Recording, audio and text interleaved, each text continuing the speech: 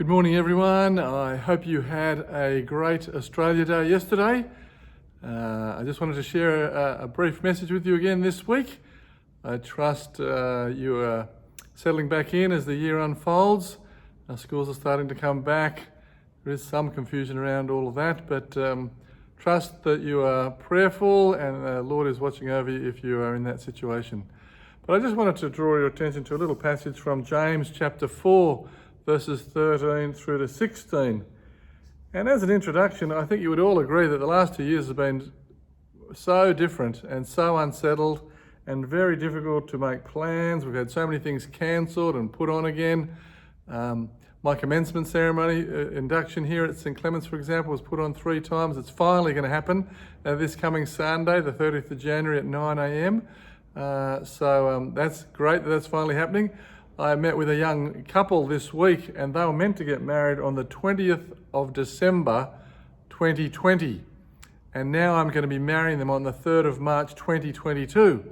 And so they have delayed their wedding ceremony, their marriage, at least 3 times.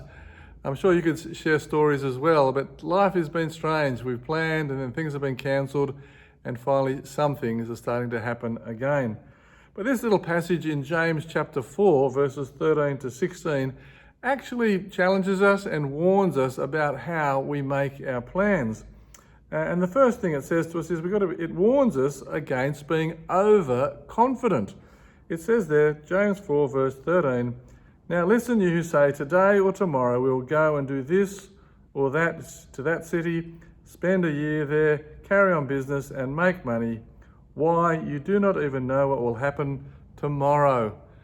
It's so true, isn't it? It just makes me laugh. God's word cuts through. We don't have a clue what's going to happen tomorrow. But James is warning here against overconfidence in planning for the future, planning as if you exactly know what's going to happen. And we, of course, have been powerfully reminded we have no idea, do we, in our frailty, as to know what exactly is going to happen. So first there's that warning, and I think it's a warning to say that you're not in control. You're not God. And that's something that we can easily slip into thinking we are.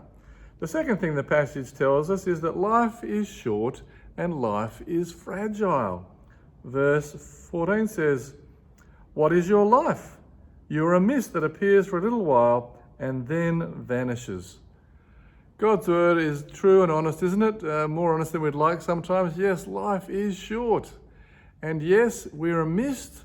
We might appear for a short time and then we'll be gone. That's the reality for us all. And so mindful of that is saying, well, how could you be so confident about the future and your plans if you know that's the reality? That your life is short, you are fragile, and that's what it's like.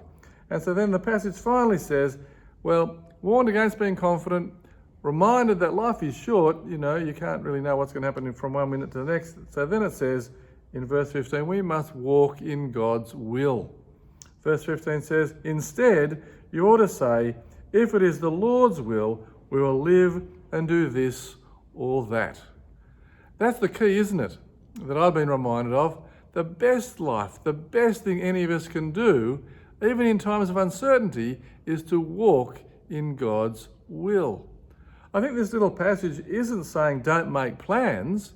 It's saying make plans, but in humility, remembering that you're not God, that you're not in control, and in fact, you don't know what's going to happen tomorrow.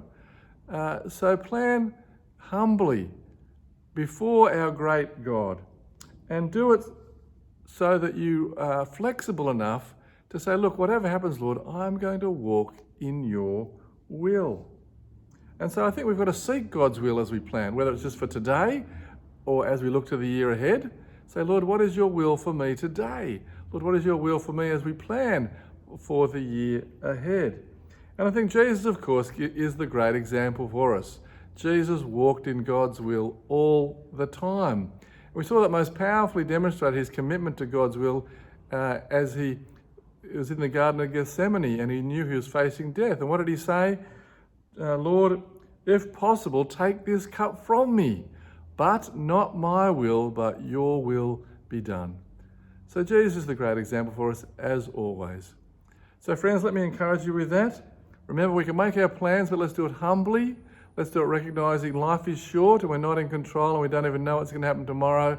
But walking in God's will, Jesus shows us, is the best life. It's the best way any of us can live. So let me say, treasure each day that God gives to us, to you, to me. It's a special gift. And let us be sure that we humbly come before God each day and say, Lord, what is it that you want me to do this day that I might glorify your great name? Well, friends, great to be with you again. I hope that you might be able to join us this Sunday, the 30th of January. Bishop Edwards will be with us in the morning and the evening. There'll be an extended commencement ceremony for me as the new rector here at St. Clement's, 7 months late in installing me. But anyway, that should be exciting. It'd be great if as many people as possible could join with us for that service, and there'll be a abridged version of that at the 5:30 service. So great to be able to share with you again. Keep looking up. Keep asking the Lord to show you what His will is for you this day and the days to come. God bless everyone, and I'll speak to you again soon.